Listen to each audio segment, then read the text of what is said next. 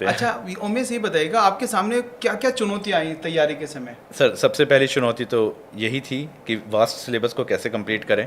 तो मैंने उसको सिलेबस को पहले तो कई टुकड़ों में तोड़ा और एक एक पार्ट को एक बार में एक हिस्से को पकड़ के उसको अच्छे से कवर किया और इस तरह से मैंने अपने सारे पार्ट्स कवर किए। साथ ही साथ मैंने एक चीज़ पे हमेशा फोकस रहता था कि मैं रिवीजन ज़रूर करूं। मेरा अगर जितना भी पढ़ रहा हूं तो मेरा 60% टाइम 60% मेरा समय सिर्फ रिवीजन में जाता था।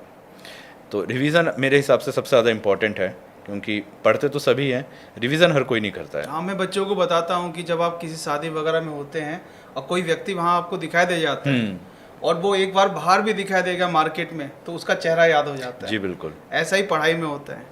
अच्छा, ये बताइएगा किन 3 चीज़ों को विद्यार्थी ध्यान में रखें जो उनके सिलेक्शन में बहुत उपयोगी रहें? किन 3 बातों को ध्यान में रखें आपका कि उनके जीवन में बहुत उपयोगी रहें और सिलेक्शन में बहुत उपयोगी रहें?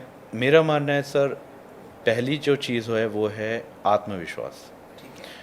अगर आत्मविश्वास नहीं है कि नहीं तो मुझे लगता नहीं है कि ये जर्नी बहुत मुश्किल होने वाली है। क्योंकि अगर आत्मविश्वास है तो कोई भी चुनौती आएगी, हाँ मुझे पता है मैं करना चाहता हूँ और मैं कर लूँगा, तो फिर सारी चुनौतियों के सॉल्यूशंस भी अपने आप हमारे सामने आ जाते हैं। दूसरी चीज़ अगर मैं कहूँगा तो वो है निरंतरता, कंसिस्टेंसी।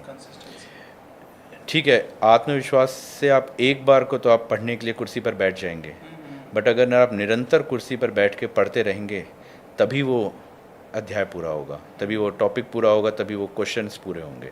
निरंतरता ज़रूरी है। और तीसरी अगर मैं चीज़ कहूँगा तो वो है पुनरअभ्यास, रिवीज़न। मेरी जर्नी में मैंने सर बहुत करी।